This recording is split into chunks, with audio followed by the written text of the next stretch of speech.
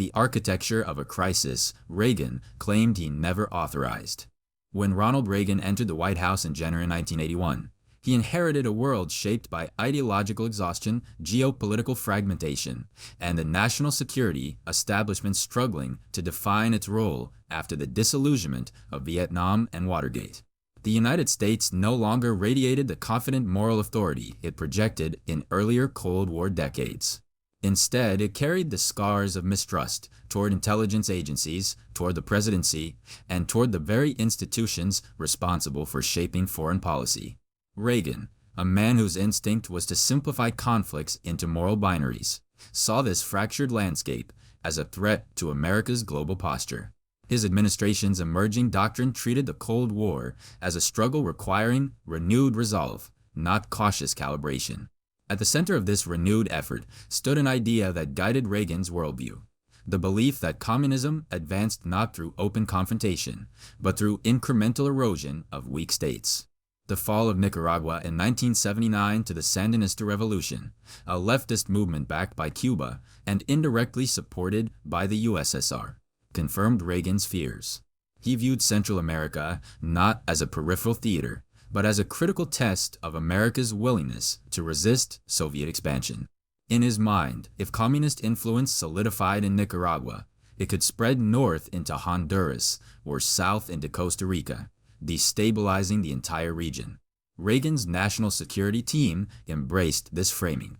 To them, the Sandinistas represented a Soviet beachhead. Their opponents, the Contras, became a symbol of resistance, a proxy force through which Washington hoped to challenge the spread of Marxist ideology. But from the beginning, the Contras presented a structural problem. They were fragmented, underfunded, inconsistent in their tactics, and deeply reliant on external aid. Congress, wary of another Vietnam-style entanglement and distrustful of covert operations after years of CIA scandals, imposed restrictions on U.S. support. These culminated in the 1984 Boland Amendment, which explicitly prohibited certain forms of assistance to the Contras. What for Congress was a legal boundary became, for Reagan's inner circle, an intolerable constraint. It was in this climate, ideological urgency combined with legal limitation, that the foundations for the Iran-Contra network emerged. The operation did not begin as a single coordinated plan. Rather, it evolved gradually, shaped by overlapping bureaucratic impulses and the ambitions of mid-level officials who believed they were fulfilling Reagan's moral mandate even when they were circumventing legal boundaries. At the top, Reagan himself was both central and peripheral. He articulated the broad vision. The United States must support anti-communist forces wherever they fought, and it must bring American hostages home from Lebanon if possible. But Reagan governed through emotional logic rather than operational detail. He created the moral imperative, but did not engage with the mechanisms that would later be used to fulfill it. This ambiguity, moral clarity paired with operational detachment, produced exactly the kind of environment in which unauthorized or semi-authorized covert actions flourish. The other half of the equation emerged from the Middle East. By the mid-1980s, Hezbollah held multiple American hostages in Lebanon, and U.S. influence in the region had eroded after the disastrous 1983 Marine barracks bombing in Beirut. Reagan, personally horrified by the hostage situation and politically damaged by America's inability to respond effectively, became increasingly receptive to unconventional proposals. Meanwhile, inside the CIA and NSC, analysts debated whether elements within Iran, then locked in a brutal war with Iraq, could be cultivated as future partners. These two separate agendas, aiding the Contras and opening a channel to moderates in Iran, eventually converged through a small network of determined operatives. The most important of these operatives was Lieutenant Colonel Oliver North of the National Security Council. North became the axis around which the Iran-Contra machinery rotated. He embodied the emerging culture of Reagan-era covert action, improvisational, ideologically driven, and willing to blur legal lines in pursuit of what he believed to be morally justified objectives. Yet North did not act alone, nor did he invent the operation. He stepped into a space created by competing pressures, a president who wanted results, a Congress that blocked official channels, and a bureaucracy that sought relevance after years of being constrained. By late 1984, the shape of the crisis had solidified. The Contras were losing momentum. The Boland Amendment restricted official funding, and Reagan's rhetoric left no doubt that abandoning Nicaragua would be politically unacceptable. Simultaneously, hostage negotiations stalled, and the White House faced growing criticism for its inability to influence events in Lebanon. This dual sense of drift fueled the logic that something had to be done not through traditional channels, but around them. Thus emerged the core idea behind the Iran-Contra network, supplying arms to Iran covertly and at inflated prices to secure the release of hostages and redirecting the surplus profits to fund the Contras. The operation linked two foreign policy crises that had no intrinsic connection. Its architects claimed its genius lay in its efficiency. Its critics argued that its incoherence made disaster inevitable. The early stages of the operation were characterized by improvisation rather than structured planning. Israeli intermediaries facilitated the first shipments. CIA officers provided logistical support but distanced themselves from final decision-making. Senior administration officials debated legal interpretations, each seeking plausible deniability. The entire machinery operated in the shadows of official policy, sustained by the assumption that the president wanted results even if he avoided explicit authorization. Reagan's role during this period was defined by conflicting impulses. Publicly, he denounced negotiations with terrorists and swore never to trade arms for hostages. Privately, according to testimony and internal documents, he agonized over every captured American in Lebanon, expressing a clear desire to bring them home by any means available. This emotional vulnerability created fertile ground for advisors seeking to push unconventional solutions. It also allowed them to operate with the belief or claim that they were acting in accordance with Reagan's wishes, even when explicit directives were absent. By 1985, the operation had evolved into a clandestine network spanning multiple agencies and foreign intermediaries. It moved money, weapons, and intelligence through unofficial channels. It blurred the line between government policy and private initiative. And it concentrated power in the hands of a small circle of actors whose belief in the righteousness of their mission outweighed their adherence to traditional legal boundaries. But as the operation grew, so did its internal contradictions. The logic of secrecy required that information flow upward selectively and downward inconsistently. Reagan maintained strategic distance, whether by choice or by administrative design. Key cabinet members were excluded, misinformed, or briefed only in fragments.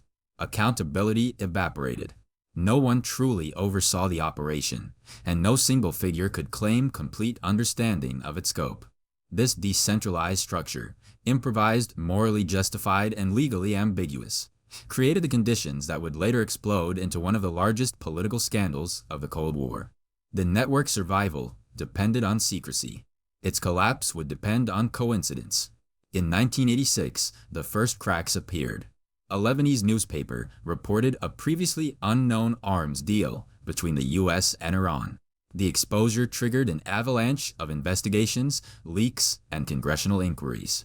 And as each layer of the operation came into view, the central question emerged. Did Ronald Reagan authorize the operation, or did others run it in his name?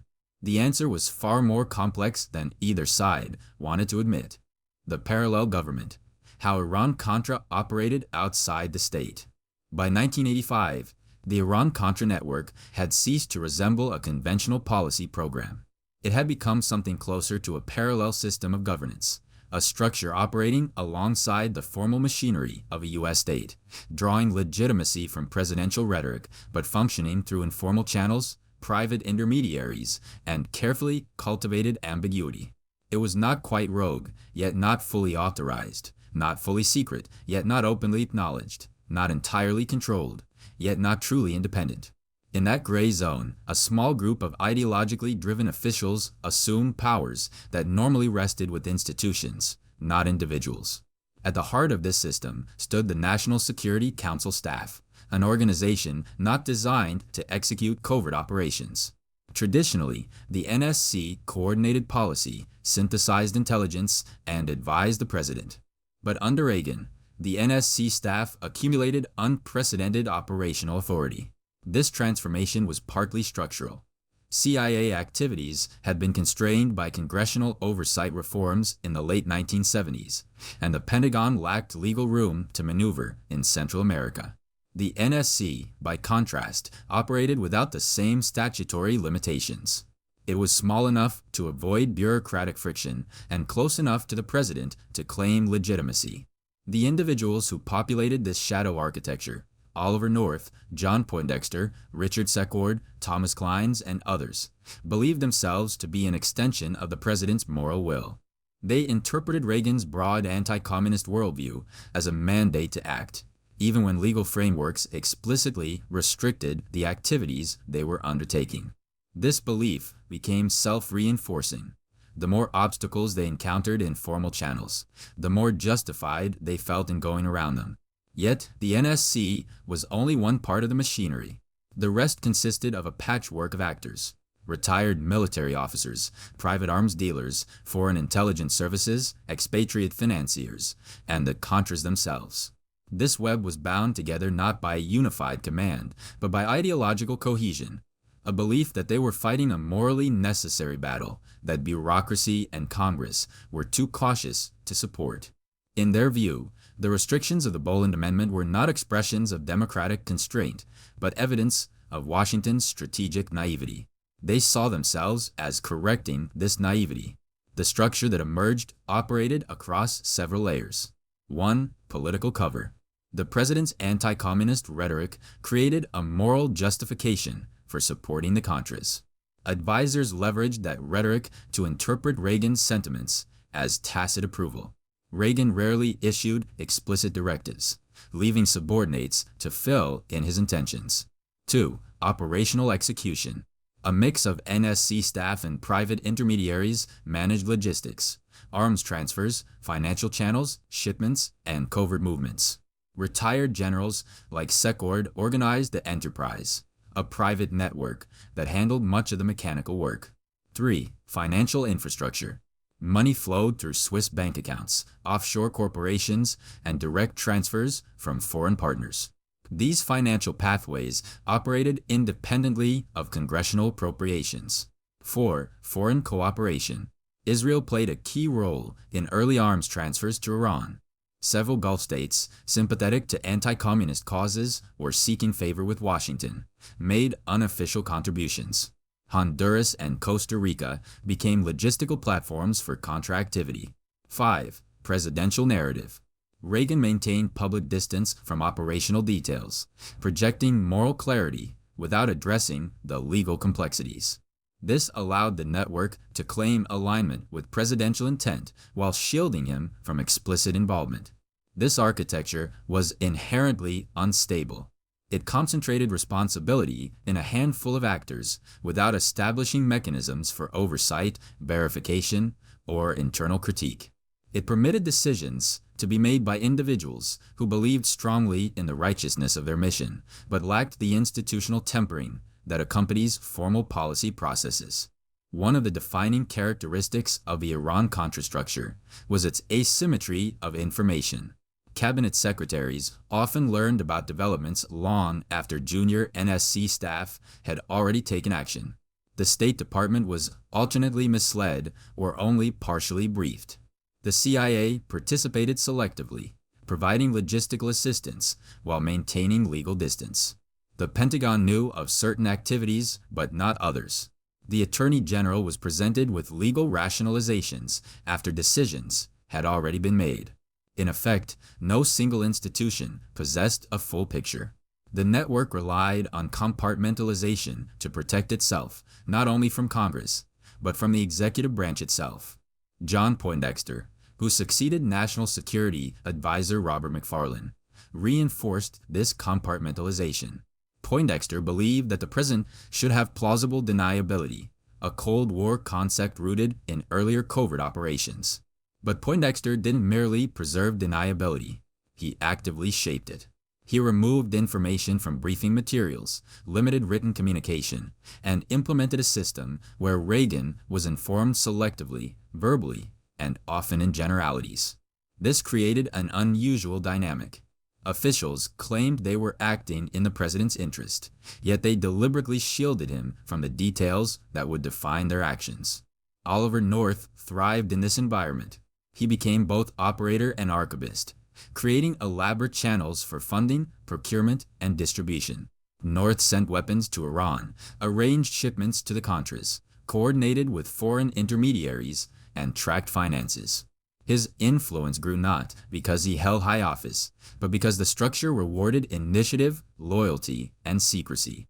Throughout 1985 and into 1986, the network expanded its activities in ways that gradually became self-sustaining.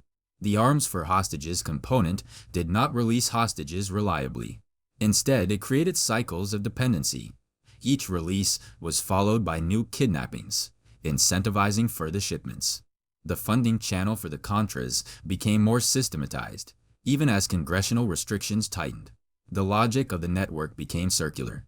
Failures demanded new operations. New operations demanded deeper secrecy. Meanwhile, Reagan's involvement remained ambiguous. He was briefed in broad strokes, but shielded from the specifics of operational mechanics. His emotional fixation on the hostages made him receptive to arguments that the initiative was yielding results, even when evidence suggested otherwise. His ideological commitment to supporting anti-communist forces made him reluctant to halt initiatives that bypassed congressional constraints. Thus, Reagan occupied a paradoxical position, essential to the moral justification, peripheral to the execution. By mid-1986, the network's existence depended on maintaining three illusions. 1. That arms were being provided to moderates in Iran who might shift Iran's geopolitical orientation. 2. That the Contras were gaining strength due to international fundraising rather than illegal U.S. support. 3. That the president was not directly involved in actions that contradicted his public statements. Meanwhile, Reagan's involvement remained ambiguous. He was briefed in broad strokes, but shielded from the specifics of operational mechanics. His emotional fixation on the hostages made him receptive to arguments that the initiative was yielding results, even when evidence suggested otherwise. His ideological commitment to supporting anti-communist forces made him reluctant to halt initiatives that bypassed congressional constraints. Thus, Reagan occupied a paradoxical position, essential to the moral justification, peripheral to the execution. By mid-1986, the network's existence depended on maintaining three illusions. 1. That arms were being provided to moderates in Iran who might shift Iran's geopolitical orientation. 2. That the Contras were gaining strength due to international fundraising rather than illegal U.S. support. 3. That the president was not directly involved in actions that contradicted his public statements. All three fictions were already collapsing. In November 1986, the structure unraveled abruptly when a Lebanese magazine, Ash-Shura, published an exposé revealing the secret arms shipments to Iran.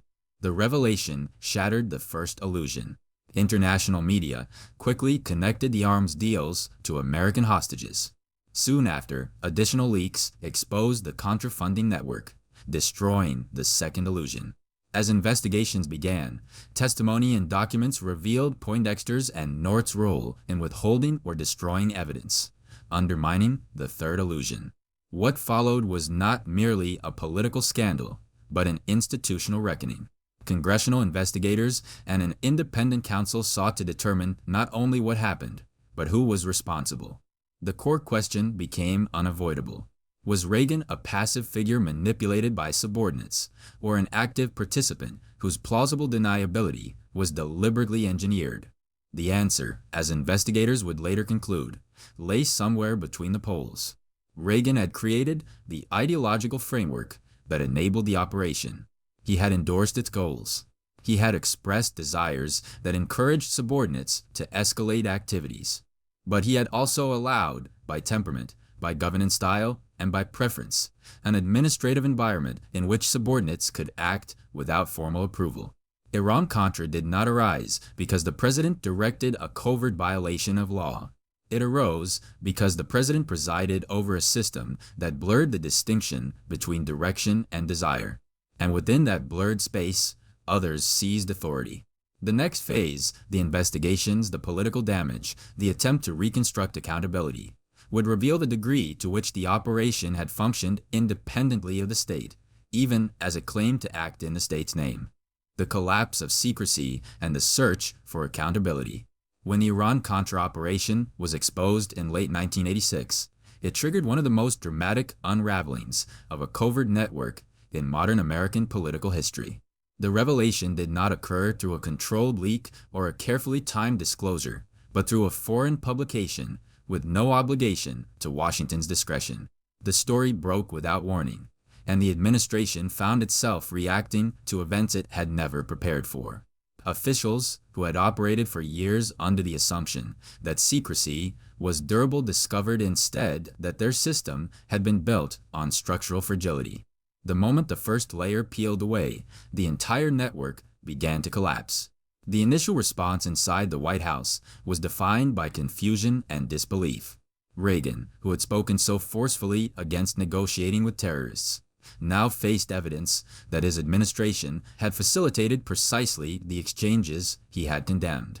Some advisors hoped the revelation could be contained by admitting limited contact with Iranian intermediaries, but the complex architecture of the operation made that impossible. Every part of the network was interconnected. Arms shipments could not be acknowledged without raising questions about funding. Funding could not be explained without addressing the role of intermediaries. And intermediaries could not be discussed without revealing the involvement of NSC staff. A system designed to function in the shadows was not equipped to withstand the clarity daylight imposed. As the press uncovered more details, congressional leaders demanded inquiries. The administration had two options: deny knowledge or admit it and attempt to shape the narrative. Neither option offered safety. Denial risked being contradicted by documents and testimony. Admission risked confirming the worst suspicions about the extent to which the White House had circumvented the law. The situation evolved into a political crisis because truth and deception were intertwined at every level. The president did not have full knowledge of operations, yet his public rhetoric provided the moral impetus for them. Subordinates believed they were acting on his behalf, yet they had shielded him from the mechanisms of their actions. The administration had obscured so much that no one could produce a coherent account, even internally. When investigations began, they did more than expose operational details. They revealed a governing structure that had drifted far from constitutional norms. Committees confronted a White House that lacked a clear hierarchy of responsibility. Witnesses described a system where major decisions were made by a small circle without institutional oversight. Records were missing, destroyed, or never created. Directives were issued verbally to preserve deniability. Legal interpretations were stretched into abstractions that bore little resemblance to statutory constraints. The more investigators learned, the clearer it became that the crisis was not merely about actions, but about the philosophy of governance that had enabled them. Central to this revelation was the role of the National Security Council staff. Investigators discovered that the NSC had effectively become an operational arm of foreign policy, something it was never intended to be. The staff had conducted arms transfers, negotiated with intermediaries, coordinated international financing, and overseen activities that traditionally belonged to the CIA or the Department of Defense. But the NSC was accountable to neither department nor congressional oversight structures. It existed in an institutional gray area that facilitated improvisation. Oliver North emerged as a symbolic figure in this context. He was not the architect of Iran-Contra, but he became the embodiment of its spirit. An official convinced that ends justified means, that moral clarity surpassed legal constraint, and that loyalty to the president's vision superseded loyalty to procedural boundaries. North's actions, as revealed in testimony, demonstrated how the network operated on instinctive alignment rather than formal authorization. He interpreted Reagan's beliefs as instructions, and in doing so, blurred the line between executing policy and creating it. His confidence that he was serving the president's wishes allowed him to assume authority beyond his position. But the investigations also exposed something more uncomfortable: the degree to which senior officials had insulated themselves by cultivating layers of ignorance. This ignorance was not accidental. It was engineered to preserve flexibility and protect the president. The absence of written orders, the selective briefings, the reliance on verbal directives, and the intentional compartmentalization created a system where accountability dissipated as it moved upward. Reagan could claim he did not know the details, and the structure itself ensured that such a claim could not easily be disproven. John Poindexter's role further complicated accountability. As National Security Advisor, he supervised North and authorized key components of the operation, yet he later insisted he had deliberately shielded the president. His assertion that he had never informed Reagan of certain details became a focal point of investigations. To some, Poindexter appeared as a loyal subordinate who sought to protect the president. To others, he appeared as an official willing to appropriate presidential authority without presidential knowledge. Either interpretation revealed a system dangerously detached from institutional norms. Throughout 1987, the televised congressional hearings brought the crisis into American living rooms. The public saw an administration struggling to explain itself, officials contradicting each other, and a president whose memory lapses and vague statements added further complexity. Reagan insisted he had not knowingly traded arms for hostages, yet the evidence showed he had approved a process that inevitably produced such an exchange. He insisted he did not authorize diversion of funds to the Contras, yet documents showed his subordinates believed they were acting in the spirit of his directives. The hearings transformed the scandal into a national reckoning over executive power. They raised fundamental questions about the presidency's ability to conduct foreign policy without oversight. They exposed the dangers of plausible deniability when stretched beyond reasonable interpretation. And they highlighted the ease with which ideological certainty can distort legal boundaries. Investigators struggled not only to determine what happened, but to disentangle the layers of motivation, misunderstanding, and improvisation that defined the operation. As the inquiry progressed, one theme became increasingly clear. Iran-Contra was not the product of a single mastermind, but the consequence of a structural drift within the national security apparatus. It resulted from institutional habits formed during the Cold War, where secrecy and improvisation had become expected components of foreign policy. It reflected a presidency that relied heavily on emotional convictions and rhetorical clarity, while delegating operational complexity to subordinates. And it revealed a bureaucracy that interpreted presidential sentiment as authorization even in the absence of explicit direction. The legal findings of investigations captured this ambiguity. No evidence proved that Reagan had explicitly ordered illegal actions. Yet the investigations concluded that he bore responsibility for the environment that made the scandal possible.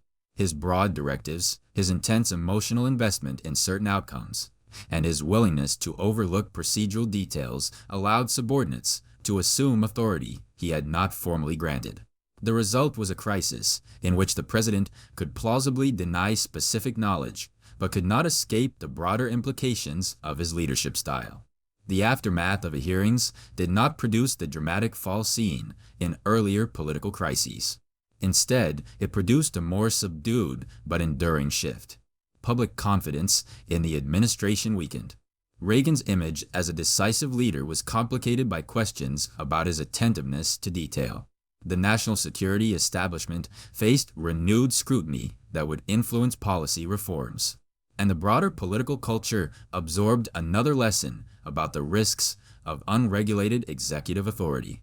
What Iran-Contra exposed most clearly was the tension between moral certainty and legal constraint.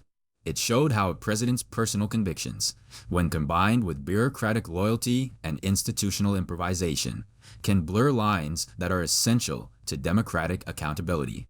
It demonstrated how a foreign policy objective, when framed in absolute terms, can generate a system that functions outside the boundaries of law. and it left the United States with a lingering question. Who truly governs when the structures of governance are circumvented in the name of national purpose?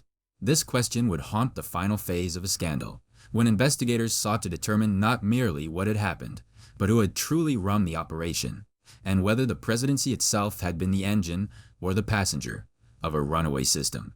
The question no investigation could answer: who truly ran Iran-Contra? When the Iran-Contra investigations reached their final phase, the committees confronted a paradox that had defined the scandal from the beginning. The closer one came to understanding the internal mechanics of the operation, the further one moved from identifying a single point of command. Every attempt to reconstruct a linear chain of authority dissolved into contradictions. Documents pointed one way, testimony another. Some officials insisted they had clear presidential direction. Others claimed they had protected the president from knowledge. And Reagan himself occupied a space that was neither fully informed nor genuinely ignorant. A president whose worldview shaped events decisively, but whose grasp of operational detail remained unusually shallow. This ambiguity forced investigators to confront a larger structural reality. The United States had developed a national security system capable of generating self-sustaining covert initiatives based on presidential sentiment rather than presidential orders. Iran-Contra was not an anomaly, but a consequence of institutional habits formed over decades of Cold War improvisation. Administrations had long relied on clandestine operations to circumvent political obstacles, and bureaucratic culture rewarded those willing to act without waiting for explicit authorization. What made Iran-Contra different was that the layers of oversight built in the 1970s, after Watergate and the Church Committee, were supposed to prevent such drift. Instead, the drift adapted, moving into spaces where reforms had left gaps. The NSC staff, never designed as an operational body, became the vessel for such adaptation. As congressional inquiries pressed deeper, the lines of accountability blurred further.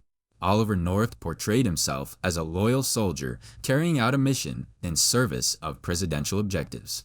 He insisted he believed Reagan wanted the Contras supported at all costs, even if the mechanisms for doing so were never spelled out. North's testimony painted a picture of an environment in which subordinates were encouraged to demonstrate initiative, where the unspoken expectations of the president carried more weight than formal directives.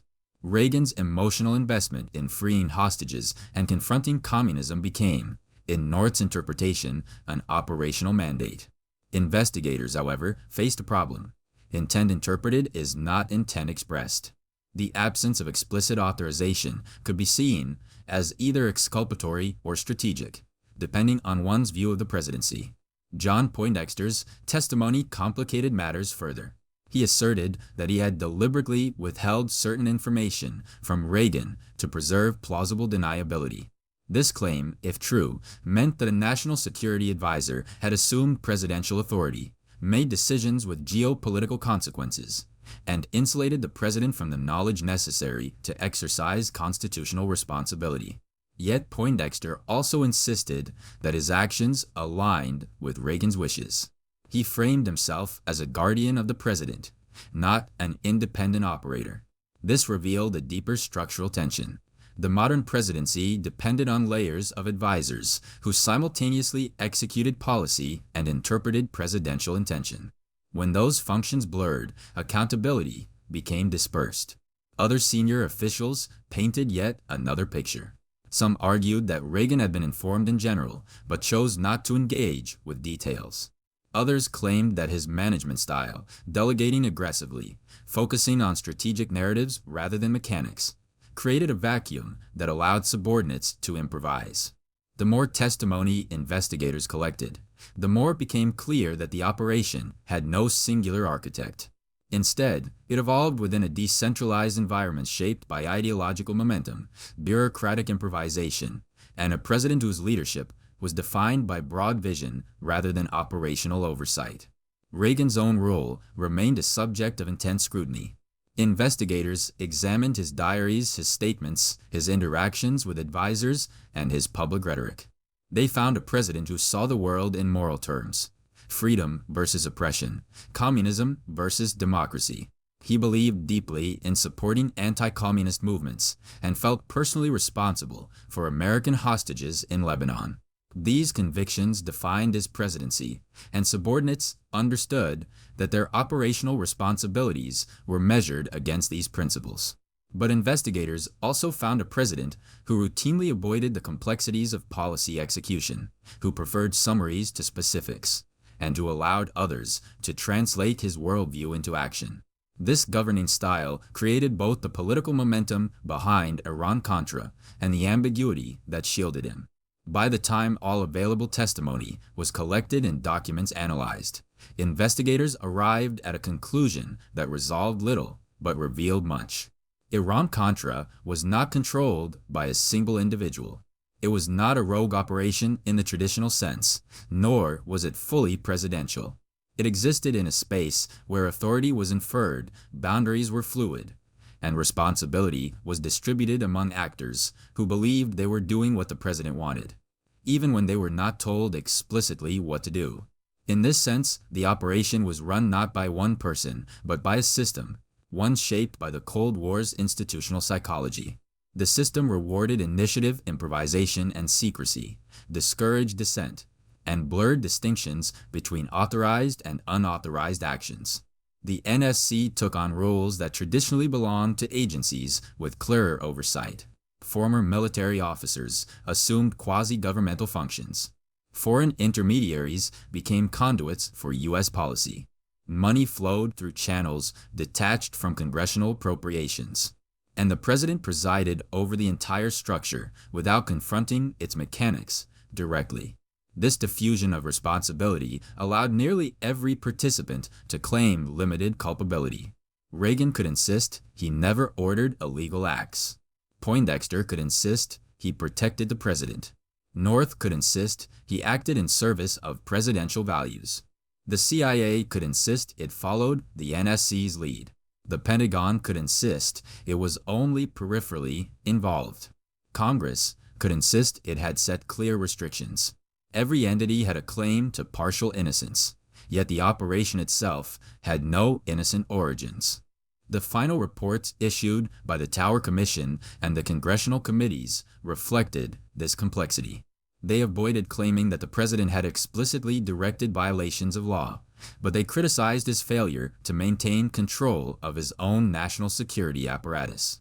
They described a president whose management style created opportunities for subordinates to undertake activities he likely would have approved in principle, but did not authorize in execution. The reports emphasized that the structural problem lay in a presidency driven by conviction rather than procedural rigor, supported by a bureaucracy shaped by decades of covert improvisation. The question of who truly ran Iran-Contra remained, in the end, unanswerable in a conventional sense. The operation had multiple architects, none of whom possessed full control. It existed because of Reagan's worldview and because of the initiative of those who operated beneath him. It succeeded in functioning for years because institutions allowed it to grow in the spaces between formal authority and informal expectation. And it collapsed because no one, not even its protagonists, fully understood its scope. What the investigations revealed most clearly was not a single leader, but a pattern. A presidency that articulated sweeping moral imperatives, a bureaucracy that translated those imperatives into action without adequate oversight, and a political culture that accepted ambiguity as a tool of governance until it became a liability. Iran-Contra showed that power in the modern national security state is rarely exercised through direct orders. Instead, it emerges from the interpretation of presidential will by those who operate in the shadows.